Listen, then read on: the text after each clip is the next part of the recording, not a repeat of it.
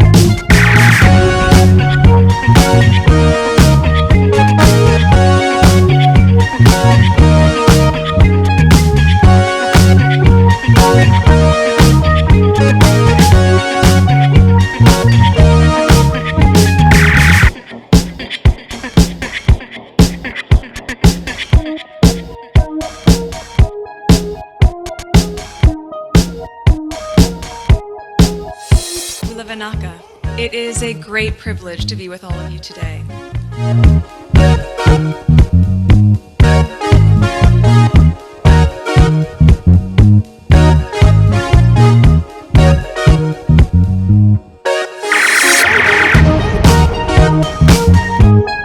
You know, we ask for forgiveness and please come back.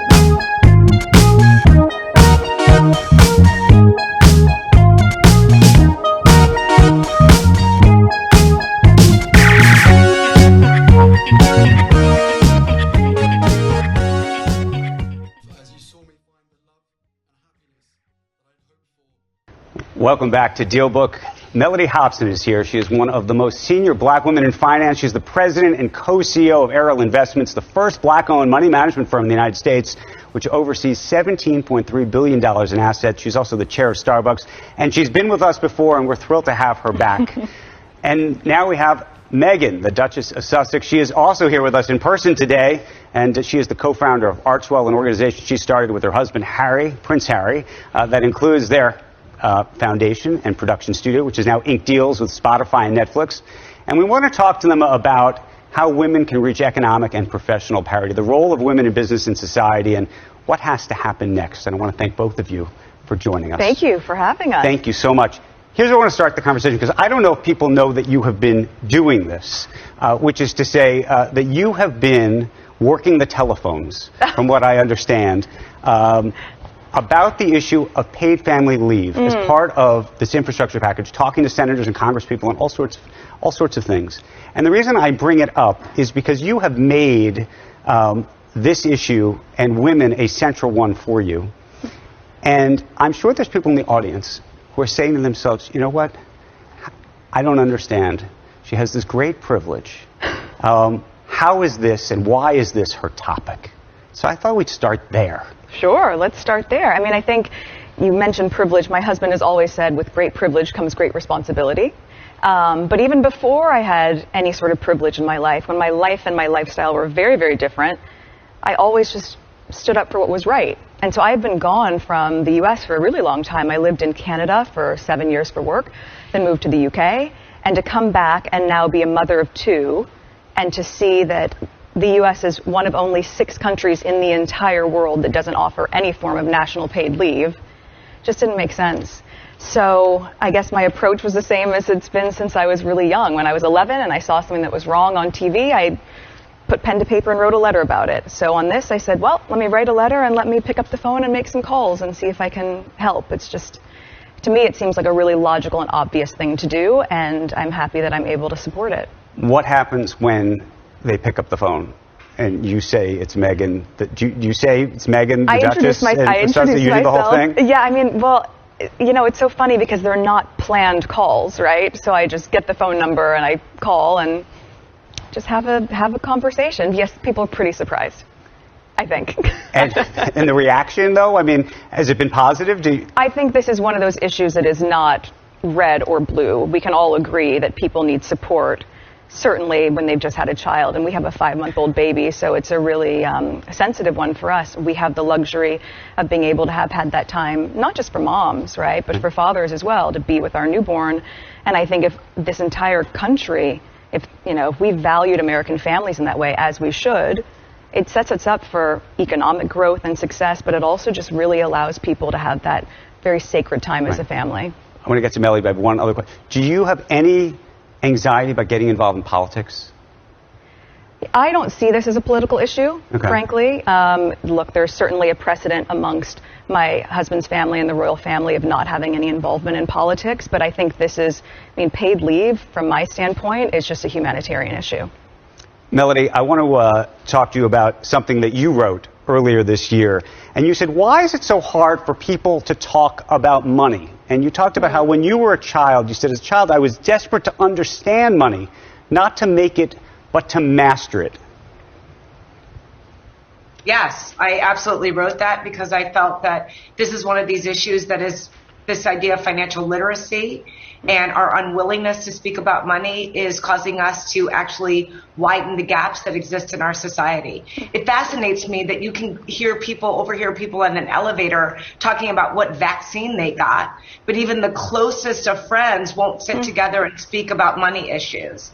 And I think that at the end of the day has dramatic repercussions for our society, particularly women and minorities in our society. It's a really good point.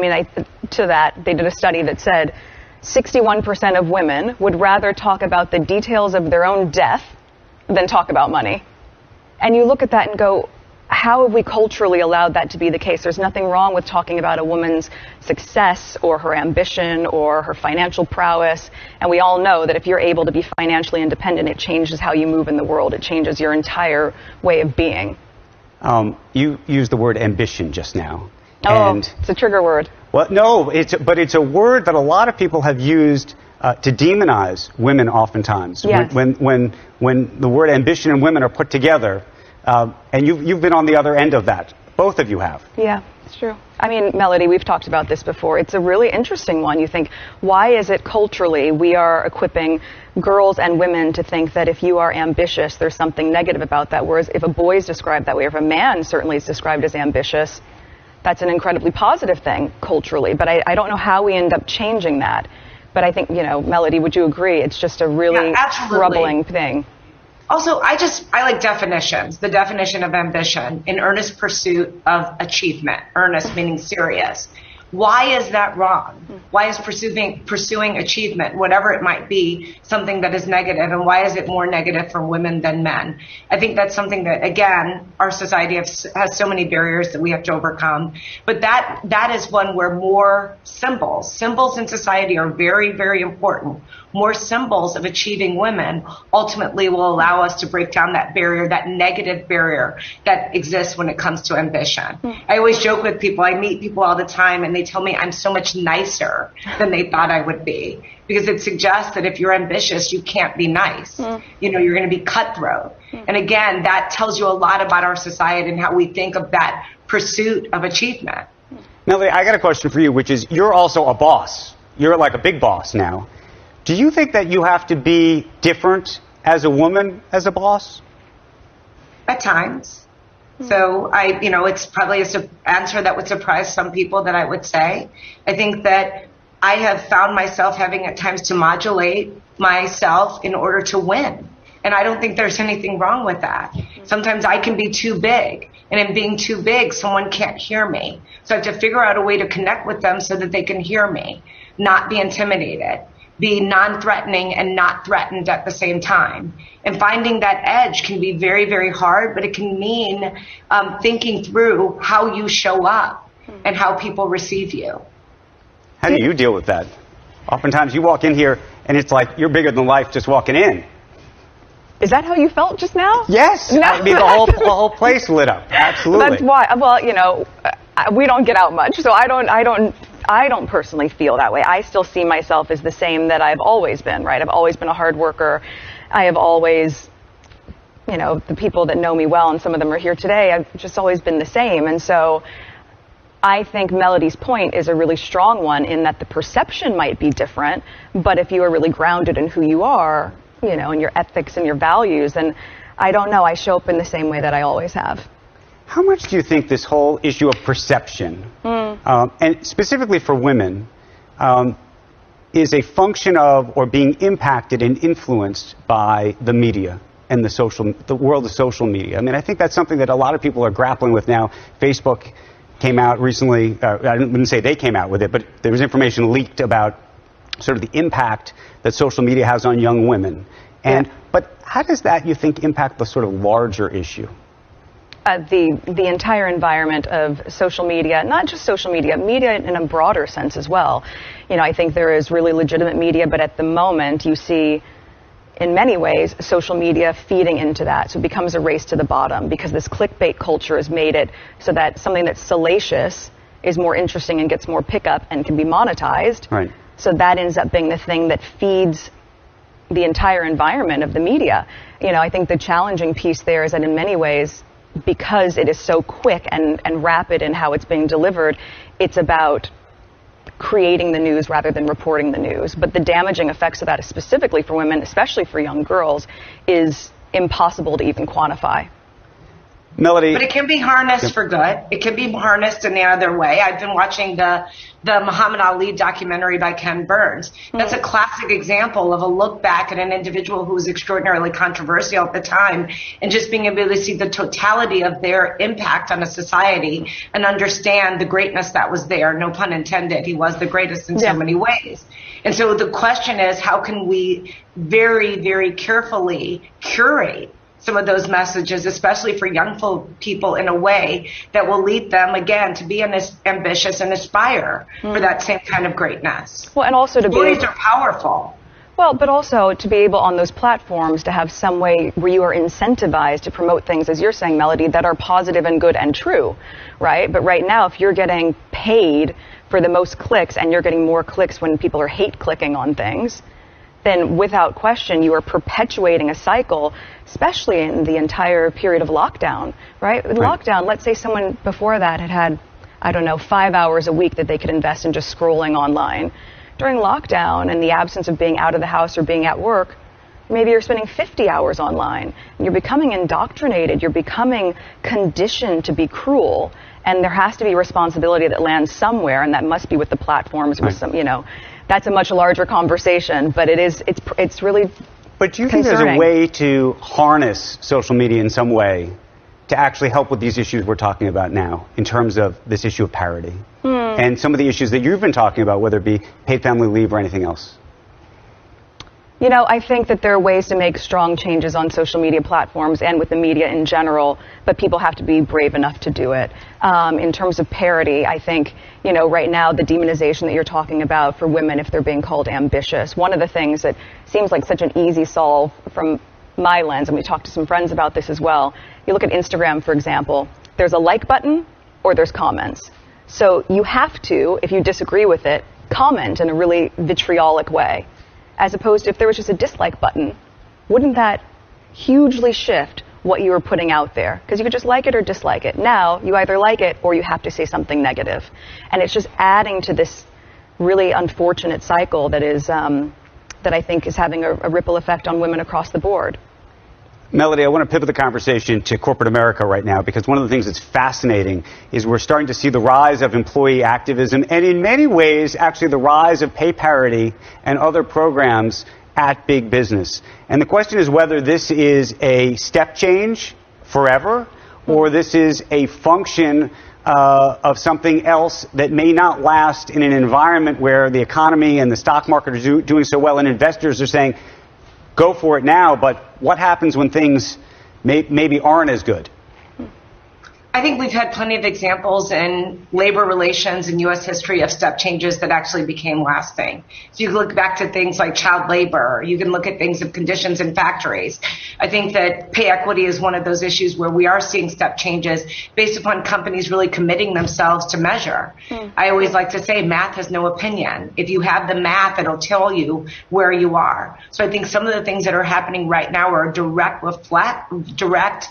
reaction to the long economic expansion that we have been in this society, as well as the tight labor force that we have. We've seen this movie before. We saw that in the decades that followed World War II in terms of worker empowerment, but those changes didn't necessarily go away. So I think there's a language that is forming that is a common language. And I actually think because of the viral nature of our society, corporations and corporate leaders are being held accountable in a very different way than in times past. But you think that the investor class, which you represent, long term is going to say this is the way and we're willing to invest in this and possibly, by the way, make less profit in the short term as a function of it? Well, I think what the Business Roundtable did when they said that the role of a corporation is more than just making profits, to look after all of their relevant stakeholders. Certainly that is the investor. That is also the person that works inside of that company, as well as the broader community. That was a bold moment when corporate America united in that point of view, because it is actually true. If you want to be a successful, world-class 21st century company in this country, you have to mind all of those constituents and make sure that you're creating an environment that where people want to come and work, where customers want to come and use your services or buy your product. And to the extent that it doesn't exist, over time, you will become less relevant. So I think at least the investor class from an aerial investments perspective, we think these things matter.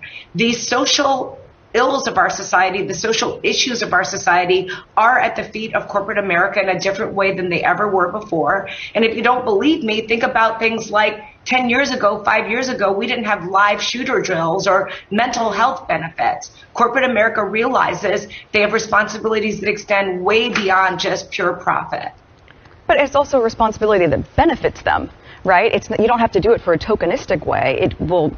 I think there was something that said if there was parity within the workspace, it would add $12 trillion to the global economy. And you look at just the cultural stigma and just the systems that need changing. You know, it wasn't until the 70s in the U.S. that women could access an independent line of credit.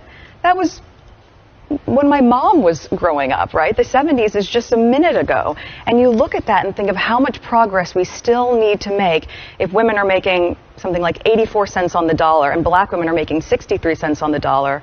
If we are able to keep pushing forward, and that comes and starts young, right? If I was ingrained at a young age to understand more about the stock market or have financial literacy, how different that would put me in the world.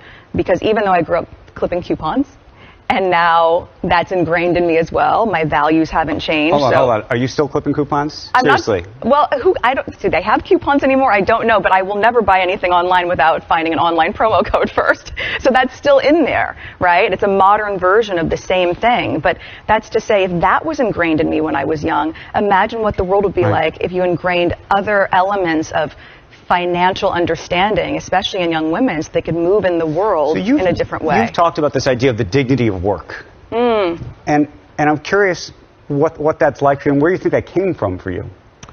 I don't know exactly where it came from. Both my parents have a very strong work ethic. And so I remember when I was really young, I must have been 8 or 9, I started making scrunchies to sell, and you might not remember scrunchies. Mellody, you'll remember scrunchies. Of course, I know scrunchies. But I would go downtown. I'd have my mom take me downtown to get like the scraps of fabric from the fabric store and sit there and knot them up and make them and sell them for, let's say if I sold 5, it was $5. Who knows? But I remember the feeling of knowing that I had done something. I had invested in myself, and I had done this labor and been compensated for it. And there was a sense of pride that comes from that, whether it's your first job waiting tables or hostessing, both things that I've done, and that couple $100, that gives you a sense of not just purpose, but a sense of self-satisfaction. And I think that for women, especially women who are at home raising kids, they're working. It's just unpaid labor, and they need to be recognized for their unpaid labor.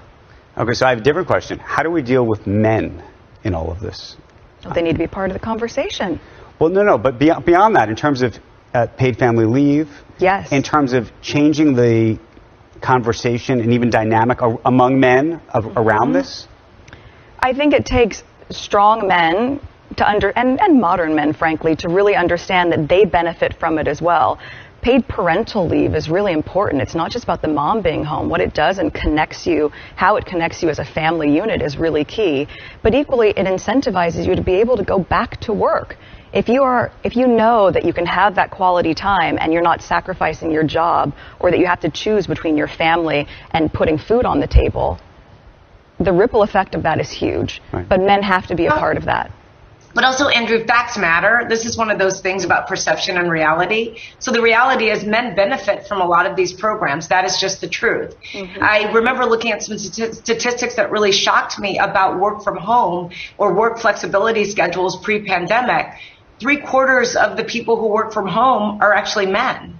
And I think most people don't realize that. Now, if they were a larger part of the workforce in general, that actually does make quite a bit of sense. But I think our natural inclination is that pre-pandemic, the person who needed the flexible work schedule was the woman. Well, she may, but the people who are actually using that flexible work schedule to their benefit right now are men, and that is not something that has hurt their career. In fact, more than half of men who had flexible work schedules said that they thought it helped their career.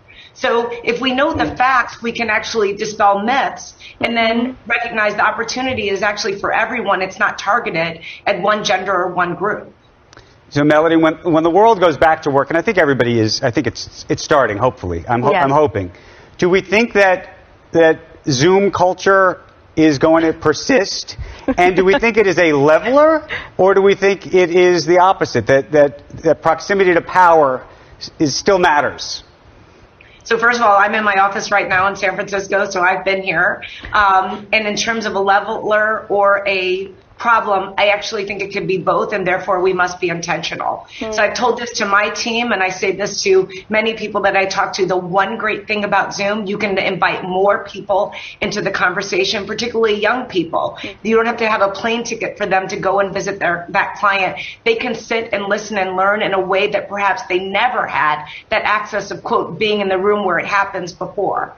At the same time, if you're not intentional about how you show up and you're making your presence known, you can actually lose out in a dramatic way. I tell people, you want to make sure you kill your career, ghost people in meetings. Just have that box with just your name. So at the end of the day, people forget you even work at the company. That is a surefire way to lose your standing or any opportunity for long-term success. So I think it's a two-part answer, and depending on how you leverage it or how management leverages it, it can be tremendous. I do not think it will go away. I think this hybrid world that we live in is likely to continue.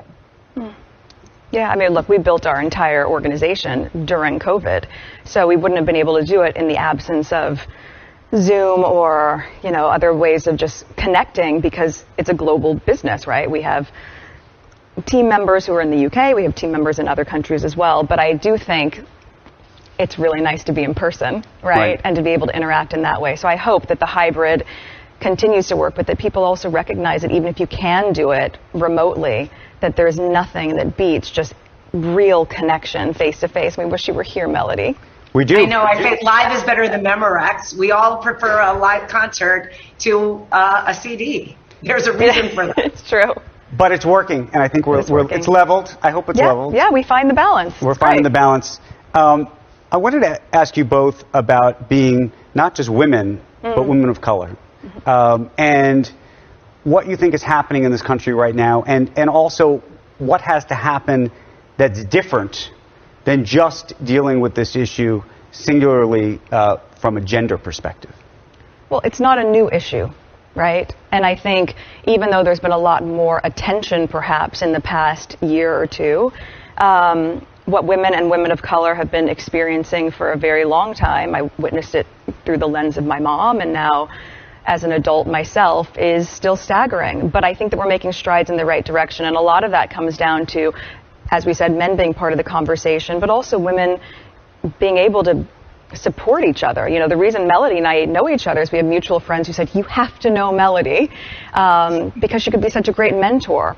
And I think mentoring in that regard, what's so valuable isn't just cheerleading each other through the process of whatever discriminations we may face or whatever glass ceilings that are there, but really being the person to say, let me make this phone call for you. Actually, this is what you should be thinking about when you sign that contract. This is when you should walk away from the table. This is when you should push in a little bit more. Someone who has seasoned experience, who is able to guide you in a really strong way. That is part of how we're going to move the needle. I don't know if you agree, but that's been really valuable for me just in knowing Mellody. Well, first of all, I've been thrilled to know you, and we've built a great relationship, and it's been fun to get to know you. I would say that when you think about this issue, this is the way I've thought about it. It's going to be controversial what I say, but I do believe the number one beneficiary of diversity initiatives in this country have been white women. I think the problem is that there's this scenario that is created that it's a zero-sum game, and it is not.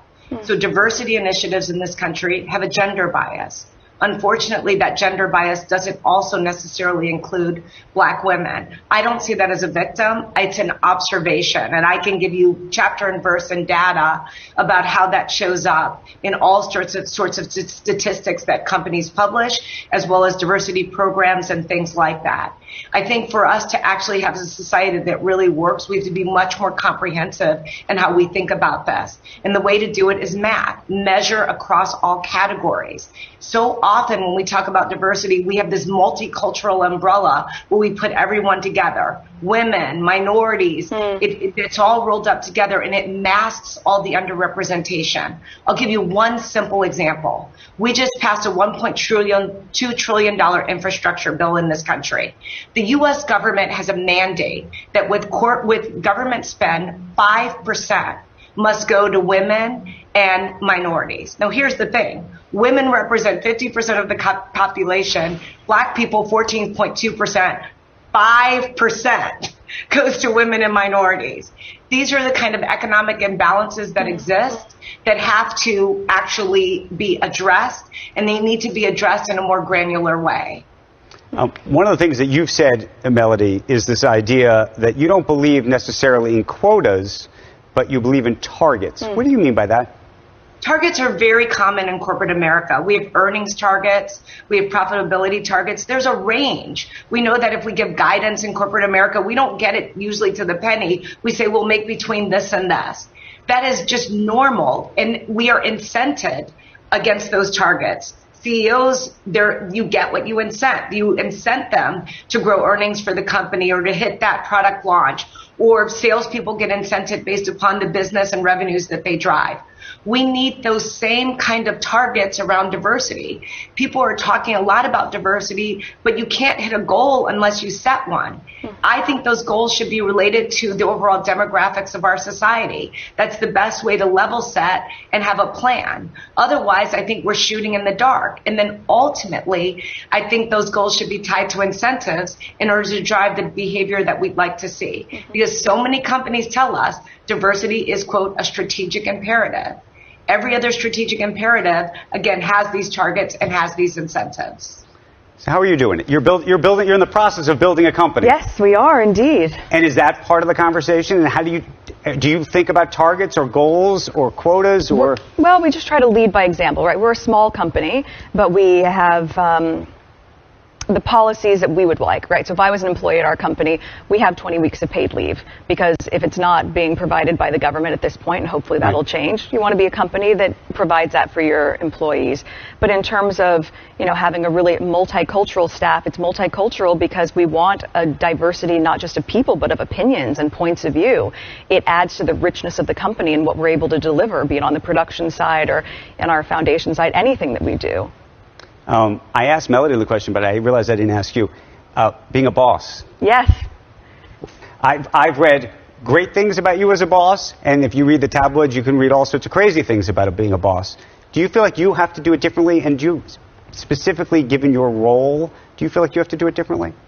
Well, firstly, I would urge you not to read tabloids, because I don't think that's healthy for anyone. Hopefully one day they come with a warning label like cigarettes do, like this is toxic for your mental health. I think that the way that I have now moved, as my husband and I have started to build this together on our own, we're just doing it the same way that that we would want if we were employees of it, right? So to treat people the way you want to be treated, that is always how I've moved. I used to work on a TV series for 7 years. Right. That was a crew of over 200 people, right? So the way that you are when you're with a huge environment is no different than you are when you're with a small company. But it's been really interesting. Right. It's great to be in New York and be able to be with so many of our team in person. Are you feeling, by the way, can I just ask you personally, are you feeling just better about everything? No, I'm serious. Because you just said the word mental health, and I think there was a moment where I think a lot of the world was asking the question.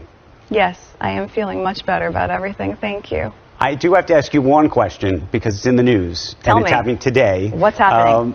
There is the Daily Mail, as you know, in the UK, is appealing this ruling that was in your favor about this letter that they had published that you had sent to your father. Correct.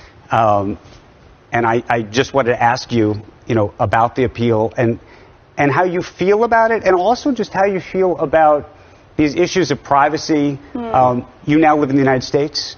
The rules in the United States probably are no better, if in fact worse in some ways, relative to some of these issues. Yeah, well, in terms of this, the appeal, I won the case, and this issue, frankly, has been going on when I had no children at all.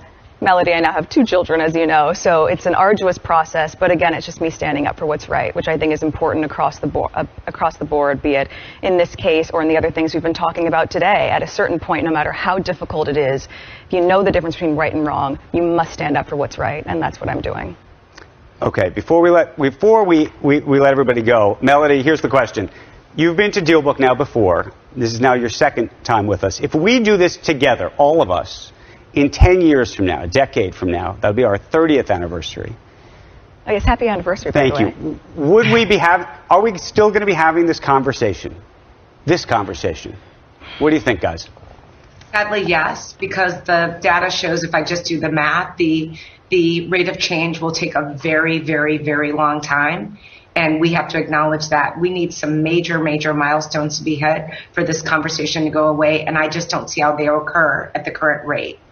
But that shouldn't I agree, but that shouldn't discourage us from trying to make those changes, right? So in 10 years' time, it might be a different version of the same conversation, but hopefully a different version in the right direction. And it's so important for women right now to really grasp the place that they have and the place that they should put themselves at the right tables, in the market, to not be afraid to know your worth and to not be able to know your financial worth. So hopefully if people start making those active steps on a day-to-day, then 10 years' time, conversation will still be had, but hopefully a lot better. Well, And you also never know where a breakthrough will occur. Sure. I mean, Rosa Parks just decided not to stand up, and that changed a lot, and that everyone has power.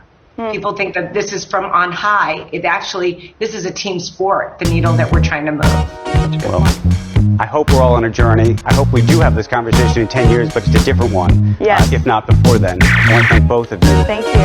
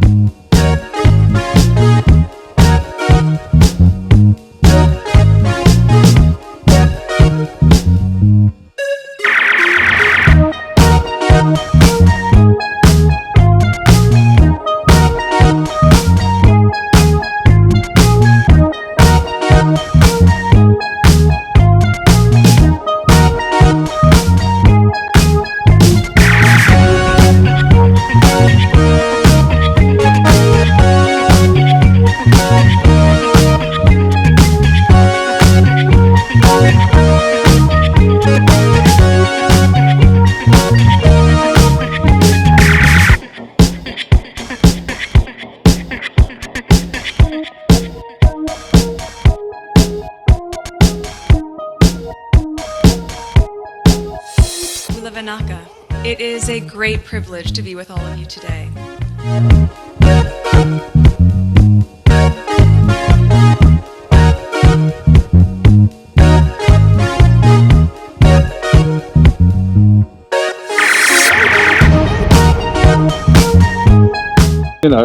We ask for forgiveness and please come back.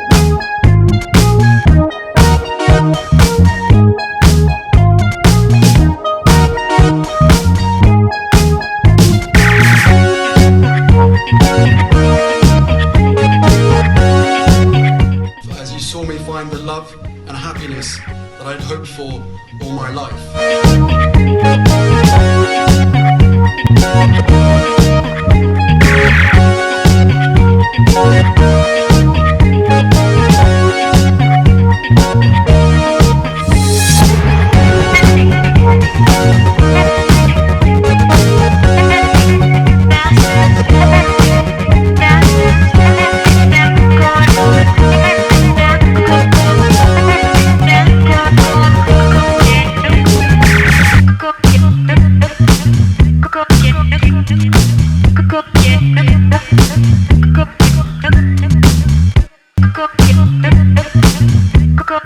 You are all in this together, and if I may speak personally, we are all in this together, because asking for help was one of the best decisions that I ever made. You will be continually amazed how life changes for the better.